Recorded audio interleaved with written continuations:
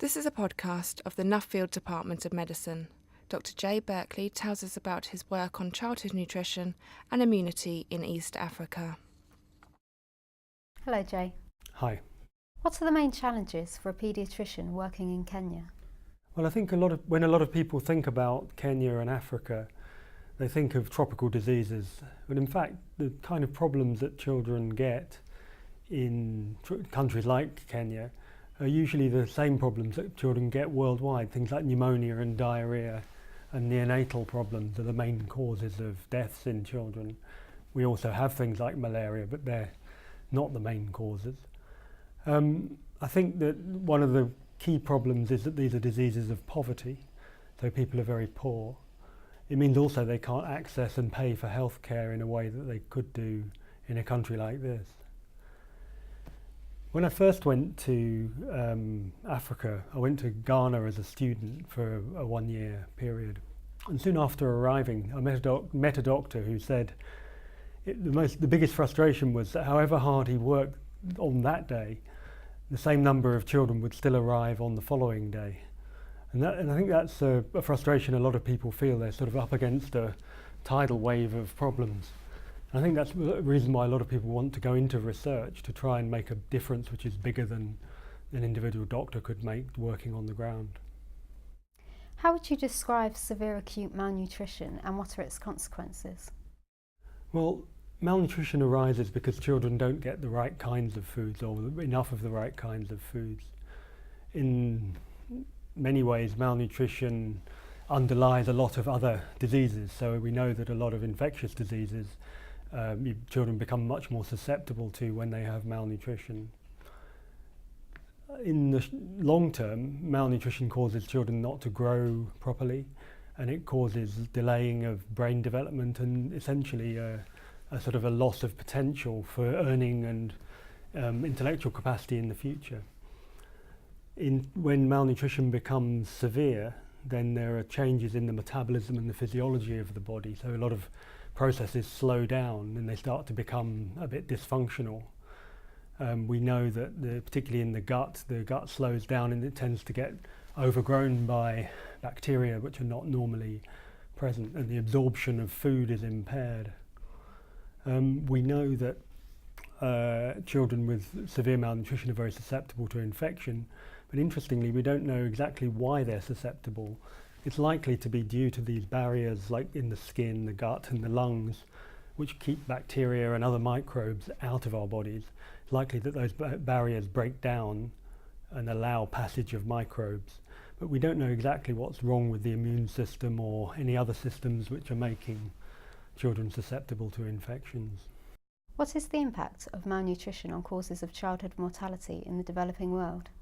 We know from the epidemiological studies that malnutrition underlies probably a quarter to a third of all childhood mortality worldwide, probably slightly higher in many developing country settings, and it does so by increasing the frequency of common diseases like pneumonia and diarrhoea, and also increasing the mortality of those diseases.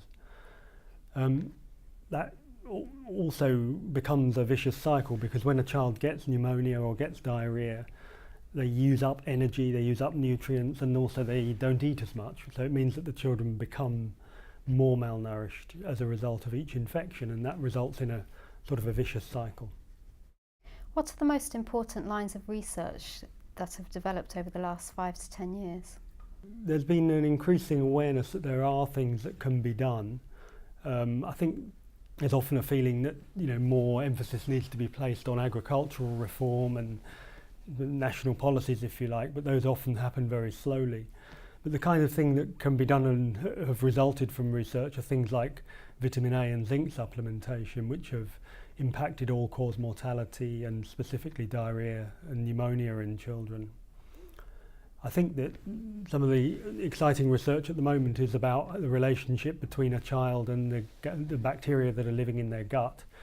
We know that normally we host a large number of bacteria, in fact more bacteria in our gut than cells in the rest of our body, and that we live in a peaceful relationship with those bacteria, and those bacteria help in breaking down food, synthesizing some nutrients and regulating the absorption of nutrients to our bodies. So a lot of research is going on in that at the moment.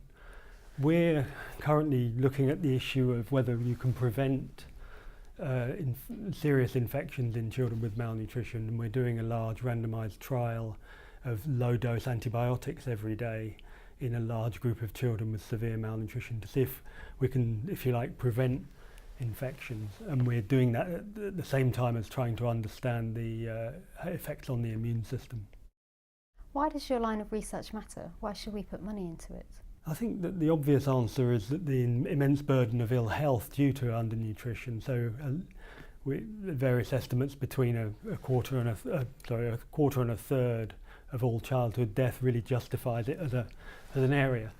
It's something that's also not really getting better. So although worldwide malnutrition is dropping, in areas such as where I work in East Africa, the rates of malnutrition are not declining.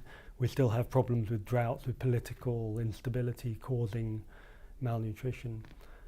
The big funders like the Wellcome Trust, the Bill and Melinda Gates Foundation, the World Bank have set undernutrition as one of their all set undernutrition as a key strategic area.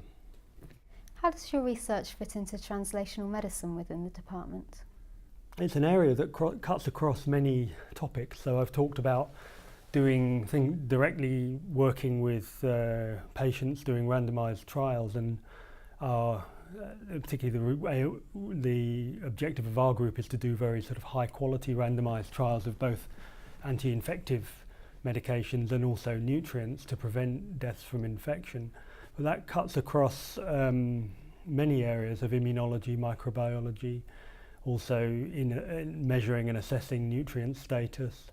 We're also working with the Nuffield Department of Obstetrics and Gynecology to look at, through ultrasound, to look at how babies grow before they're born, the impact of that on malnutrition. Thank you. Thank you.